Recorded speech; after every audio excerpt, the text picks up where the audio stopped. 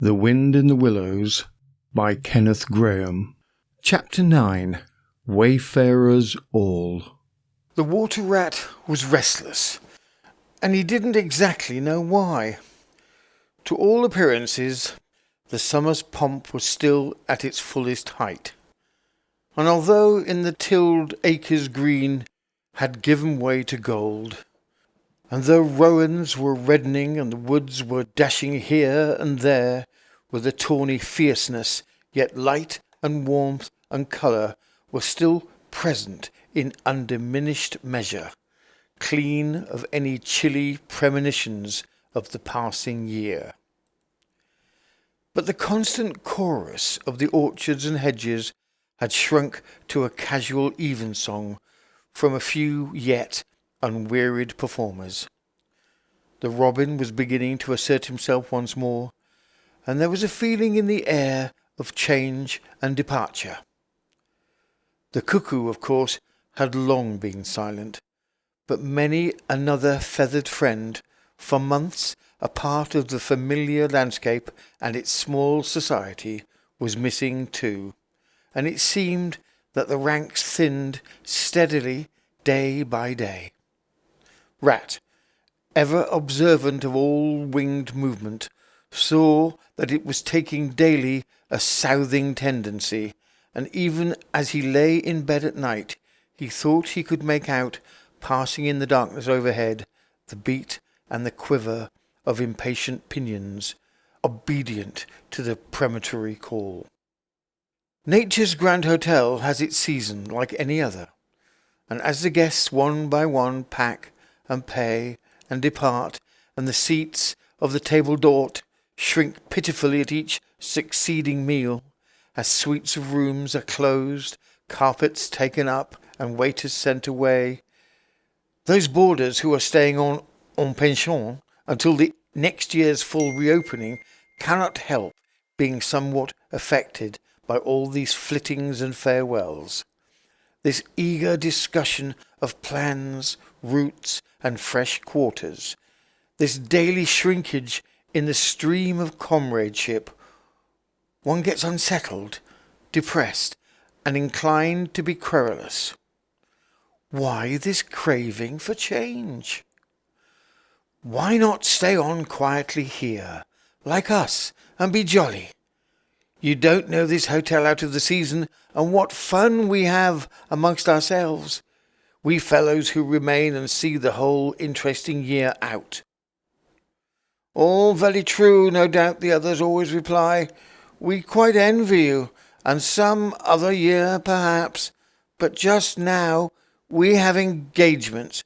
Oh, and there's the bus at the door. Our time is up, so they depart, with a smile and a nod, and we miss them and feel resentful.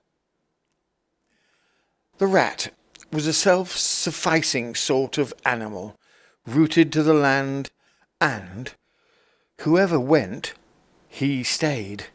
Still, he could not help noticing what was in the air and feeling some of its influence in his bones. It was difficult to settle down to anything seriously with all of this flitting going on. Leaving the waterside, where rushes stood thick and tall in a stream that was becoming sluggish and low, he wandered countrywards, crossing a field or two of pasturage, already looking dusty and parched, and thrust into the great sea of wheat, yellow, wavy and murmurous, full of quiet motion and small whisperings. Here he often loved to wander, through the forest of stiff, strong stalks that carried their golden sky away over his head. A sky that was always dancing, shimmering, softly talking, or swaying strongly to the passing wind, and recovering itself with a toss and a merry laugh. Here, too, he had many small friends, a society complete in itself, leading full and busy lives, but always with a spare moment to gossip and exchange news with the visitor. Today, however, though they were civil enough, the field mice and harvest mice seemed preoccupied, Many were digging and tunnelling busily. Others, gathered together in small groups, examined plans and drawings of small flats stated to be desirable and compact, and situated conveniently near the stores. Some were hauling out dusty trunks and dressing baskets. Others were already elbow deep, packing their belongings, while everywhere piles and bundles of wheat, oat, barley, beech mast and nuts lay about ready for transport. "Here's old Ratty!" they cried as soon as they saw him. "Come along, bear a hand, Rat, and don't stand about idle." "What sort of games are you up to?" said the Water Rat severely. "You know it's not time to be thinking of winter quarters yet, by a long way."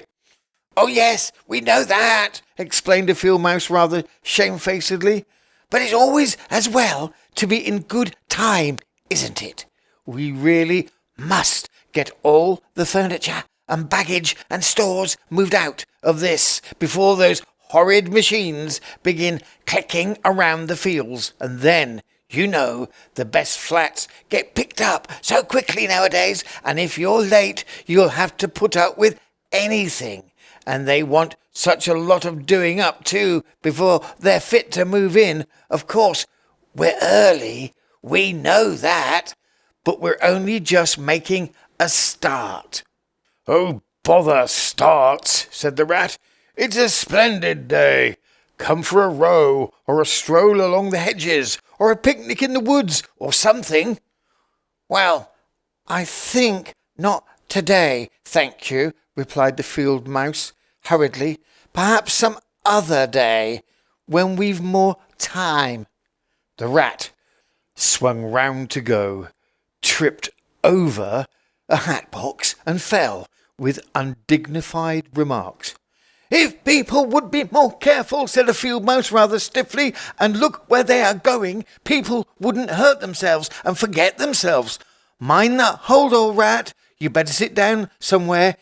In an hour or two we may be more free to attend to you." "You won't be free, as you call it, much this side of Christmas, I can see that," retorted the Rat grumpily, as he picked his way out of the field. He returned somewhat despondently to his river again, his faithful, steady-going-on old river, which never packed up, never flitted, or went into winter quarters. In the osiers which fringed the bank, he spied a swallow sitting. Presently it was joined by another, and then by a third, and the birds, fidgeting restlessly on their bough, talked together earnestly and low. "What, already?" said the Rat, striding up to them. "What's this hurry? I call it simply ridiculous." "We're not off yet, if that's what you mean," replied the first swallow. "We're only making plans and arranging things, talking it over, you know, what route we're taking this year, and where we'll stop, and so on. That's half the fun." "Fun?" said the Rat. "Now that's just what I don't understand. If you've got to leave this pleasant place, and your friends who will miss you, and your snug homes that you've just settled into, why, when the hour strikes, I've no doubt you'll go bravely, and face all the trouble and discomfort and change and newness, and make believe that you're not very unhappy, but to want to talk about it, or even think about it, till you really need No, you don't understand. Naturally," said the second swallow. "First, we feel it stirring within us, a sweet unrest. Then back come the recollections, one by one, like homing pigeons. They flutter through our dreams at night. They fly with us in our wheelings and circlings by day.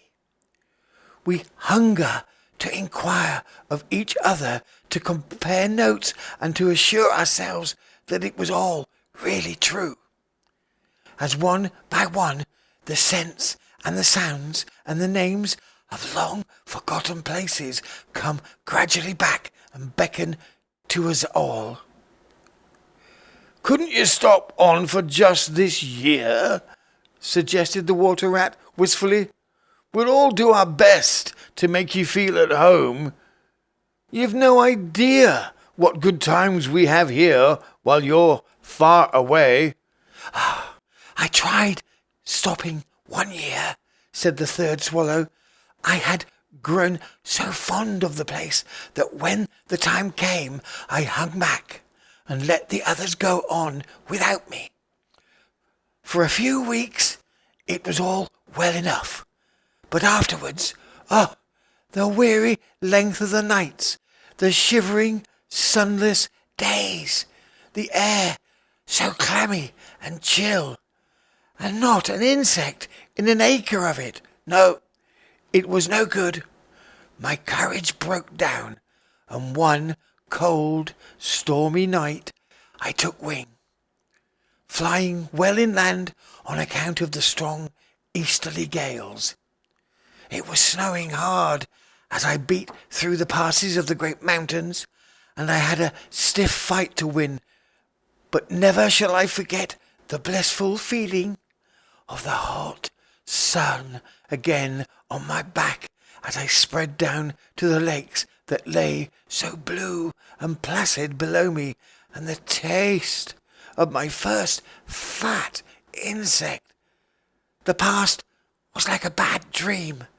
The future was all happy holidays as I moved southwards week by week, easily, lazily, lingering as long as I dared, but always heeding the call. No, I had had my warning. Never again did I think of disobedience. "Oh, yes, the call of the south, twittered the other two dreamily. "Its songs, its hues, its radiant air. Oh, do you remember?" And forgetting the rat, they slid into passionate reminiscences while he listened fascinated, and his heart burned within him. In himself, too, he knew that it was vibrating at last, that chord, hitherto dormant and unsuspected. The mere chatter of these southern-bound birds, their pale and second-hand retorts, had yet power to awaken this new wild sensation and thrill him through and through with it. What would one moment of the real thing work in him? One passionate touch of the real southern sun, one waft of the authentic odour. With closed eyes he dared to dream a moment in full abandonment, and when he looked again the river seemed steely and chill, the green fields grey and lightless. Then his loyal heart seemed to cry out on his weaker self for its treachery. "Why do you ever come back at all?" he demanded of the swallows jealously. "What do you find to attract you in this poor, drab little country?" "And do you think," said the first swallow, "that the other call is not for us too in its due season? The call of lush meadow grass, wet orchards, warm, insect-haunted ponds, of browsing cattle, of haymaking, and all the farm buildings clustering round the house of the perfect eaves.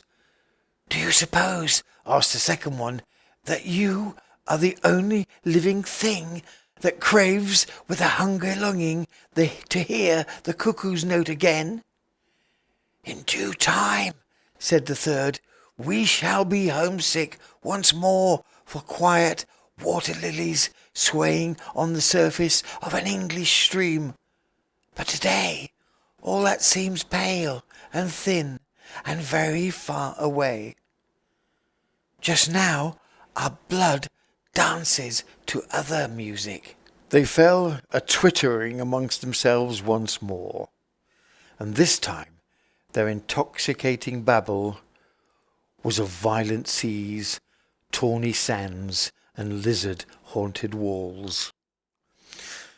Restlessly, the rat wandered off once more, climbed the slope that rose gently from the north bank of the river, that lay looking out towards the great ring of downs that barred his vision further southwards.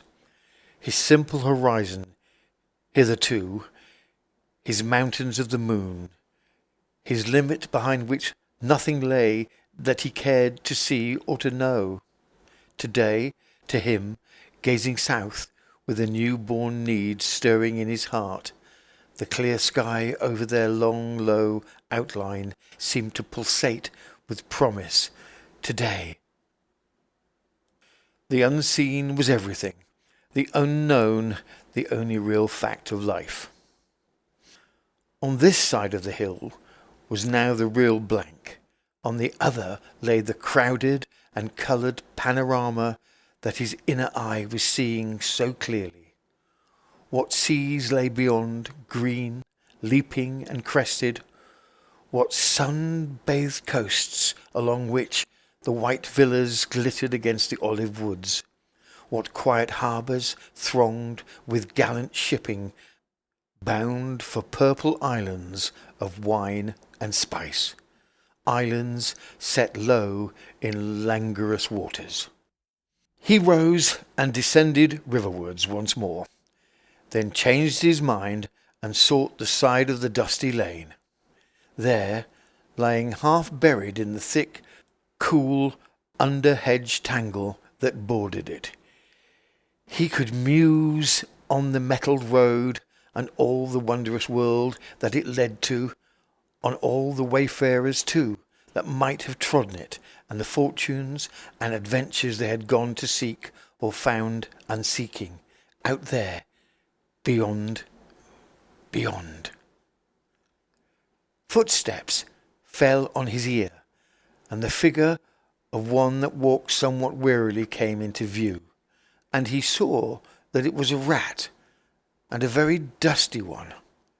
The wayfarer, as he reached him, saluted with a gesture of courtesy that had something foreign about it, hesitated a moment, then with a pleasant smile turned from the track and sat down by his side in the cool herbage. He seemed tired, and the rat let him rest unquestioned, understanding something of what was in his thoughts, knowing too the value all animals attach at times to mere silent companionship. When the weary muscles slacken and the mind marks time. The wayfarer was lean and keen-featured, and somewhat bowed at his shoulders. His paws were thin and long, his eyes much wrinkled at the corners, and he wore small gold earrings in his neatly set, well-shaped ears. His knitted jersey was of a faded blue. His breeches, patched and stained, were based on a blue foundation, and his small belongings that he carried were tied up in a blue cotton handkerchief. When he had rested a while, the stranger sighed, snuffed the air, and looked about him.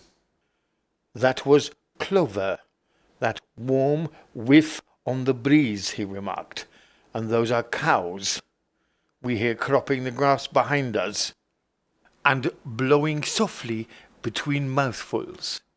There is a sound of distant reapers, and yonder rises a blue line of cottage smoke against the woodland. The river runs somewhere close by, for I hear the call of a moorhen, and I see by your build that you're a freshwater mariner. Everything seems asleep, and yet going on all the time. It is a good life that you lead, friend, no doubt the best in the world, if only you are strong enough to lead it." "Yes, it's the life, the only life to live," responded the water rat dreamily, and without his usual wholehearted conviction. "I did not exactly say that," replied the stranger cautiously, "but no doubt it's the best. I've tried it, and I know. And because I just tried it, 6 months of it, and know it's the best, here I am, footsore and hungry, tramping away from it, tramping southward, following the old call, back to the old life, the life, which is mine and which will not let me go. Oh, is this then yet another of them, mused the rat. And where have you just come from, he asked. He hardly dared ask where he was bound for. He seemed to know the answer only too well. Nice little farm, replied the wayfarer briefly, up along in that direction. He nodded northwards. Never mind about it. I had everything I could want, everything I had any right to expect of life, and more. And here I am, glad to be here, all the same, though glad to be here so many miles further on the road, so many hours nearer to my heart's desire. His shining eyes held fast to the horizon, and he seemed to be listening for some sound that was wanting from the inland acreage, vocal as it was with the cheerful music of pasture and farmland. You're not one of us, said the water rat, nor yet a farmer, nor even, I should judge, of this country. Right, replied the stranger, I am a seafaring rat, I am, and the port I originally hail from is Constantinople, though I'm a sort of a foreigner there too, in a manner of speaking. You will have heard of Constantinople, friend, a fair city, and an ancient and glorious one, and you may have heard also of Sigurd, King of Norway, and how he sailed thither with 60 ships, and how he and his men rode up through the streets all canopied in their honour with purple and gold, and how the emperor and the empress came down and banqueted with him on board his ship.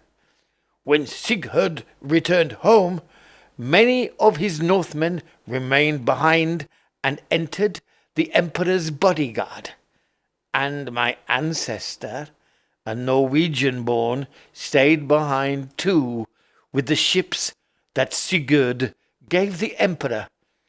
Seafarers we have ever been, and no wonder. As for me, the city of my birth is no more my home than any pleasant port between there and the London River. I know them all, and they know me. Set me down on any of their quays or foreshores, and I am home again. I suppose you go great voyages, said the water rat with growing interest, months and months out of sight of land, and provisions running short, an allowance as to water, and your mind communing with the mighty ocean, and all that sort of thing. By no means, said the sea rat frankly. Such a life as you describe would not suit me at all. I am in the coasting trade, and really ever out of sight of land. It's the jolly times on land that appeal to me, as much as any seafaring. Oh, those southern seaports, the smell of them, the riding lights at night, the glamour. Well, perhaps you've chosen the better way, said the water rat, but rather doubtfully. Tell me something of your coasting, then, if you have a mind to, and what sort of harvest an animal of spirit might hope to bring home from it to warm his latter days with gallant memories by the fireside.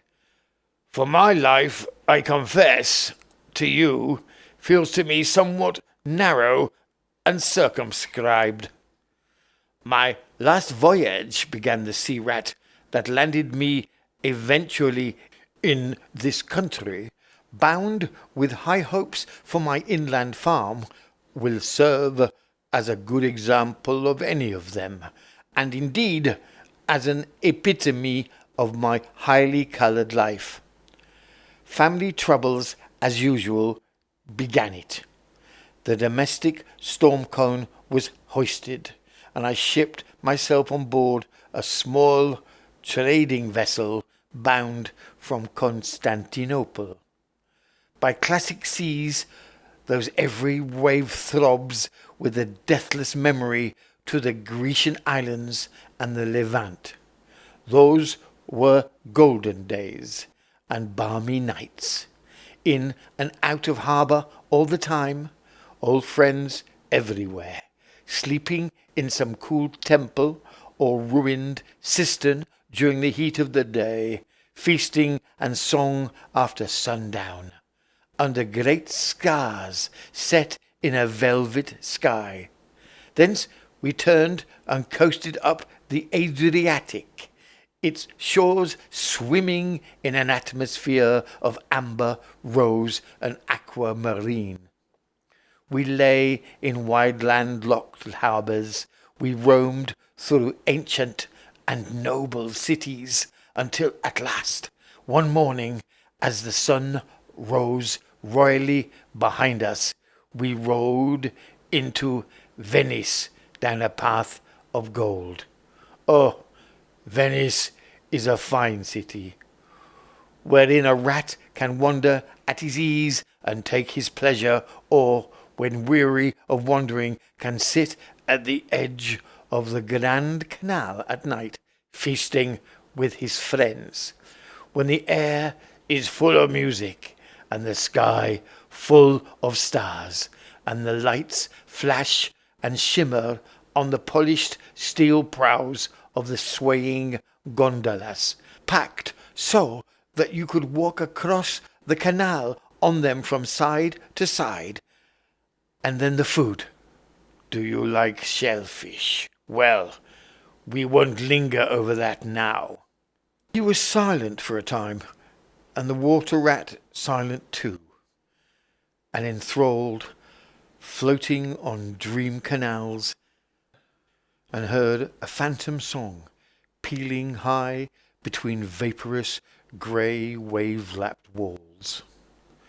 Southwards we sailed again at last, continued the sea rat, coasting down the Italian shore, till finally we made Palermo, and there I quitted for a long happy spell on shore. I never stick too long to one ship. One gets narrow-minded and prejudiced. Besides, Sicily is one of my happy hunting grounds. I know everybody there, and their ways just suit me.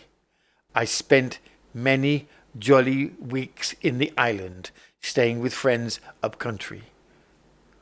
When I grew restless again, I took advantage of a ship that was trading to Sardinia and Corsica, and very glad I was to feel the fresh breeze and the sea spray in my face once more.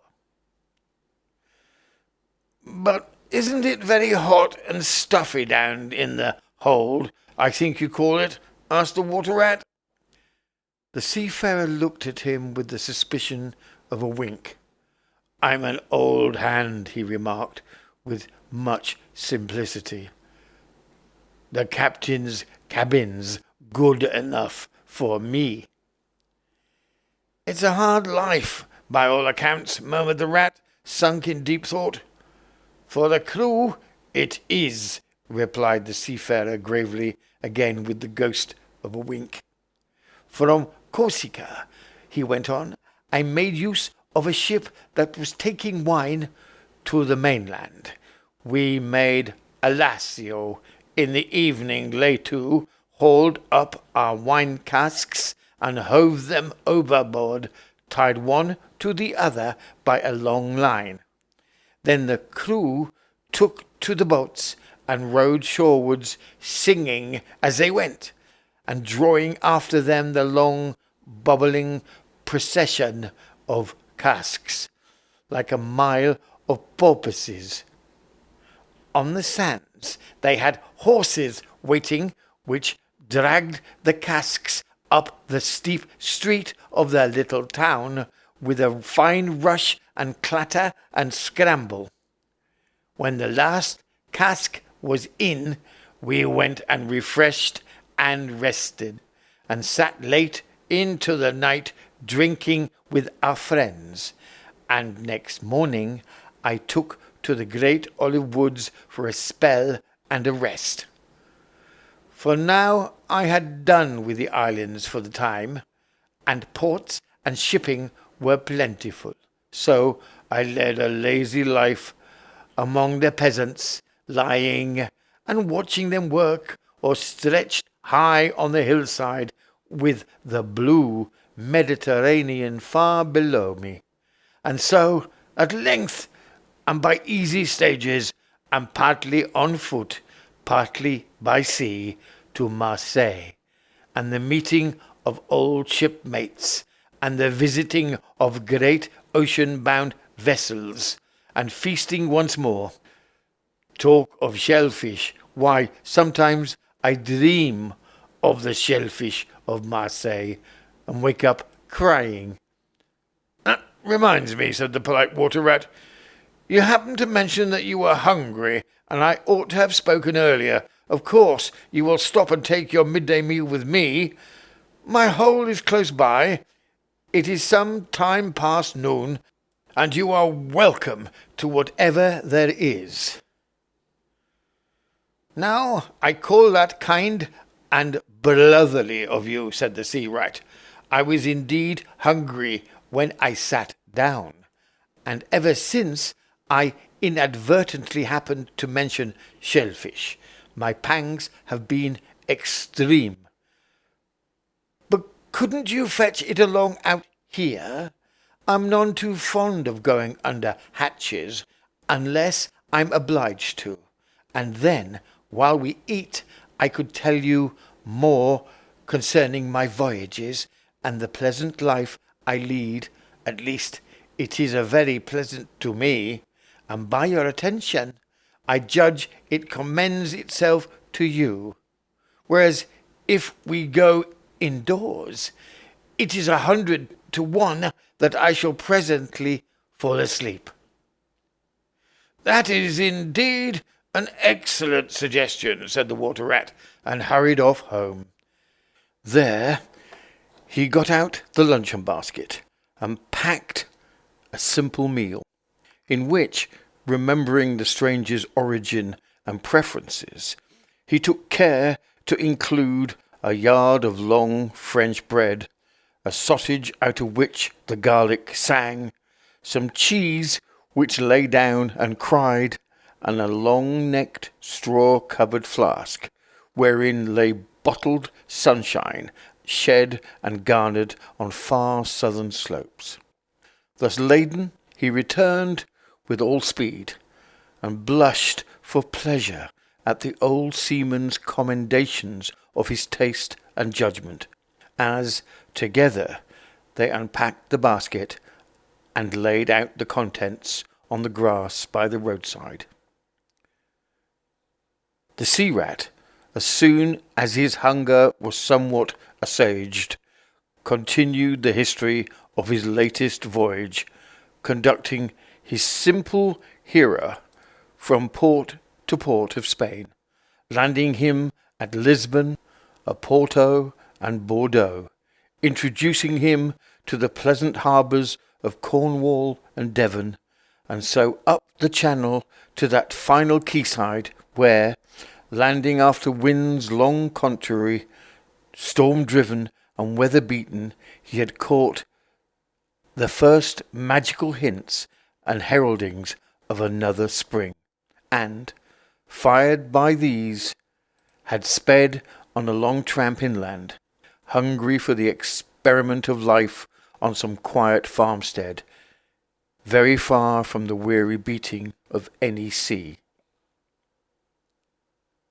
Spellbound and quivering with excitement, the water rat followed the adventurer league by league, over stormy bays, through crowded roadsteads, across the harbour bars on a racing tide, up winding rivers that hid their busy little towns round a sudden turn, and left him with a regretful sigh planted at his dull inland farm, about which he desired to hear nothing.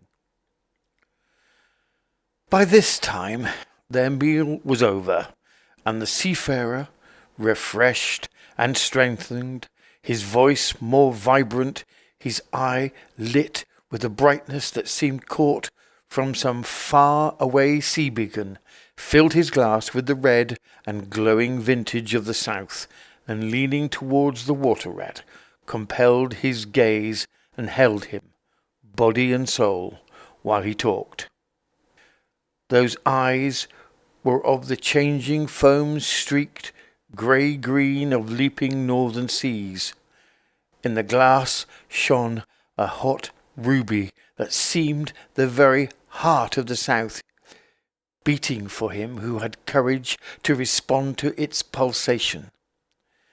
The twin lights, the shifting grey and the steadfast red, mastered the water-rat and held him bound, fascinated, powerless.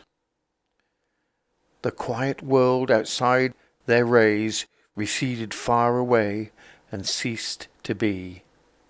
And the talk, the wonderful talk, flowed on. Or was it speech entirely, or did it pass at times into song? Chantry of the sailors weighing the dripping anchor, sonorous hum of the shrouds in a tearing northeaster, ballad of the fisherman hauling his nets at sundown against an apricot sky, chords of guitar and mandolin from gondola or cake.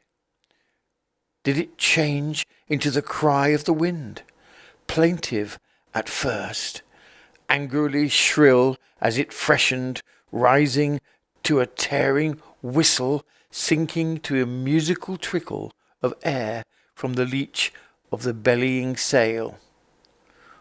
All these sounds the spellbound listener seemed to hear, and with them the hungry complaint of the gulls and the sea-mews, the soft thunder of the breaking wave, the cry of the protesting shingle. Back into speech again it passed, and with beating heart he was following the adventures of a dozen seaports, the fights, the escapes, the rallies, the comradeships, the gallant undertakings, or he searched islands for treasure, fished in still lagoons, and dozed day long on warm white sand.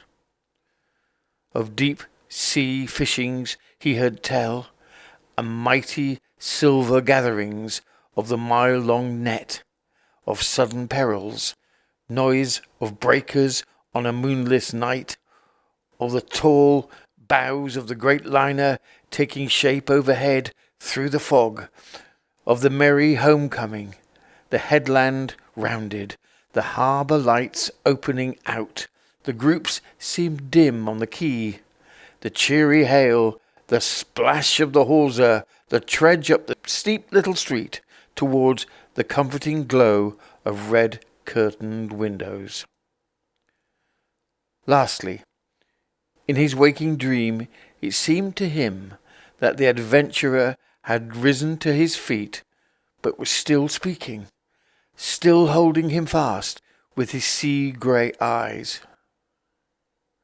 "And now," he said softly, saying, "I take to the road again, holding on southwestwards for many a long and dusty day, till, at last, I reach the little grey sea town I know so well, that clings along one steep side of the harbour. There, through dark doorways, you look down flights of stone, overhung by great pink tufts of valerian, and ending in a patch of sparkling blue water. The little boats that lie tethered to the rings and stanchions of the old sea wall are gaily painted as those I clambered in and out in my own childhood.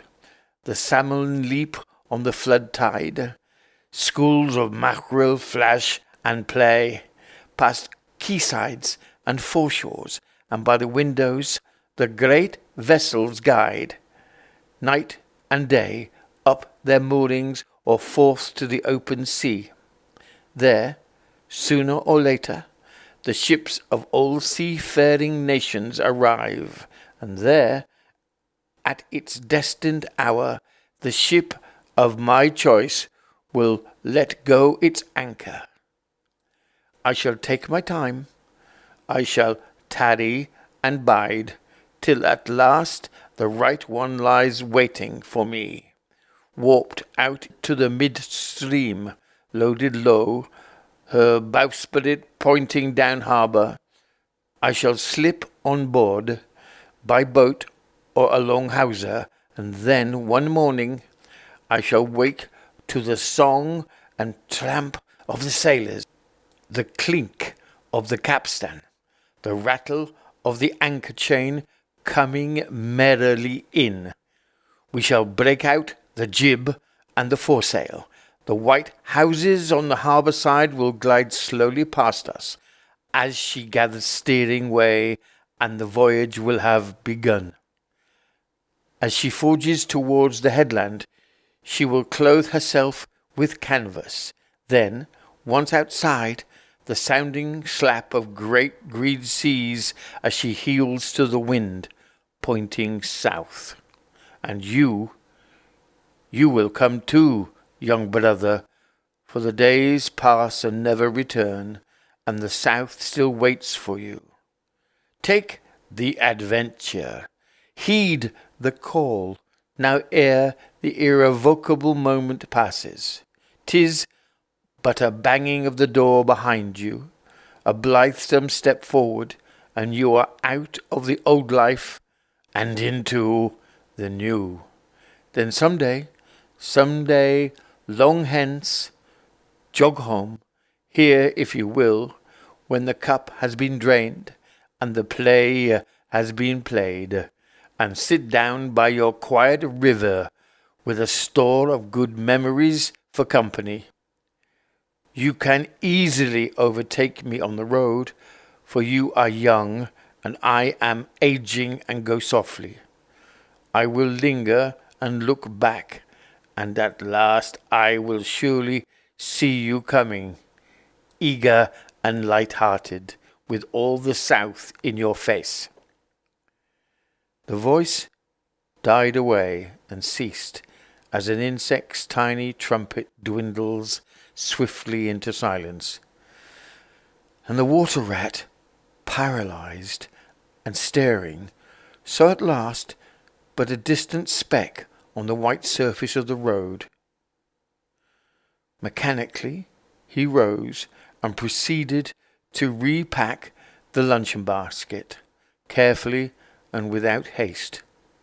Mechanically he returned home, gathered together a few small necessaries and special treasures he was fond of, and put them into a satchel, acting with slow deliberation, moving about the room like a sleepwalker, listening ever with parted lips. He swung the satchel over his shoulder, carefully selected a stout stick for his wayfaring, and with no haste, but with no hesitation at all, he stepped across the threshold just as the mole appeared at the door. "Why, where are you off to, Ratty?" asked the mole in great surprise, grasping him by the arm. "Going south with the rest of them," murmured the rat in a dreamy monotone, never looking at him. "Seawards first, and then on shipboard, and so to the shores that are calling me." He pressed resolutely forward, still without haste, but with dogged fixity of purpose. But the mole, now thoroughly alarmed, placed himself in front of him and looked into his eyes, saw that they were glazed and set and turned a streak and shifting grey. Not his friend's eyes, but the eyes of some other animal. Grappling with him strongly, he dragged him inside, threw him down, and held him. The rat struggled desperately for a few moments, and then his strength seemed suddenly to leave him, and he lay still and exhausted with closed eyes, trembling. Presently, the mole assisted him to rise and placed him in a chair, where he sat, collapsed and shrunken into himself, his body shaken by a violent shivering, passing in time into a hysterical fit of dry sobbing. Mole made the door fast, threw the satchel into a drawer and locked it, and sat down quietly on the table by his friend, waiting for the strange seizure to pass. Gradually, the rat sank into a troubled doze, broken by starts and confused murmurings of things strange and wild and foreign to the enlightened mole. From that he passed into a deep slumber. Very anxious in mind, the mole left him for a time and busied himself with household matters, and it was getting dark when he returned to the parlour and found the rat where he had left him, wide awake indeed, but listless, silent, and dejected. He took one hasty glance at his eyes, found them, to his great gratification, clear and dark and brown again as before, and then sat down and tried to cheer him up and help him to relate to what had happened to him. Poor Ratty did his best by degrees to explain things, but how could he put into cold words what had mostly been suggestion? How recall for another's benefit the haunting sea voices that had sung to him? How to reproduce at second hand the magic of the seafarer's 100 reminiscences, even to himself? Now the spell was broken, and the glamour gone. He found it difficult to account for what had seemed, some hours ago, the inevitable and only thing. It is not surprising, then, that he failed to convey to the mole any clear idea of what he had been through that day. To the mole, this much was plain. The fit or attack had passed away, and had left him sane again, though shaken and cast down by the reaction. But he seemed to have lost all interest for the time in the things that went to make up his daily life, as well as in all pleasant forecastings of the altered days and doings that the changing season was surely bringing. Casually, then, and with seeming indifference, the mole turned his talk to the harvest that was being gathered in, the towering wagons and their straining teams, the growing ricks, and the large moon rising over bare acres dotted with sheaves. He talked of the reddening apples around, of the browning nuts, of jams and preserves, and the distilling of cordials, till by easy stages such as these he reached midwinter, its hearty joys and its snug home life, and then he became simply lyrical.